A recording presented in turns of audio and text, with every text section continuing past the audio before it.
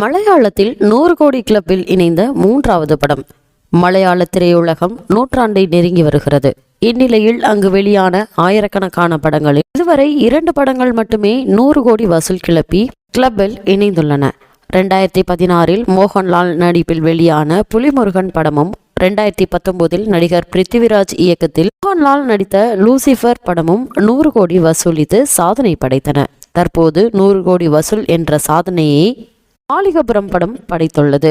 சபரிமலை ஐயப்பனின் அருமை பெருமைகளை பற்றி எடுத்து சொன்ன இப்படத்தில் உன்னி முகுந்தன், சிறுமி தேவநந்தா, சம்பத் ராம் நடித்திருந்தனர். தமிழில் சூர்யா ஜோதிகா நடித்த பேரழகன் படத்தை இயக்கிய சசி சங்கரின் மகன் விஷ்ணு சசி சங்கர் மலையாளத்தில் இயக்கிய முதல் படம் இது. மலையாளத்தில் ஹிட்டான இப்படம் தமிழிலும் அதே பெயரில் டப்பிங் செய்து வெளியிடப்பட்டிருந்தது. மலையாளத்தில் பல முன்னணி ஹீரோக்கள் நடித்து வருகின்றனர். இதுவரை மோகன்லாலின் புலிமுருகன், லூசிஃபர் ஆகிய படங்களும் மாளிகாபுரம் படம் மட்டுமே 100 கோடி கிளப்பில் இணைந்துள்ளதாக சொல்கின்றனர்.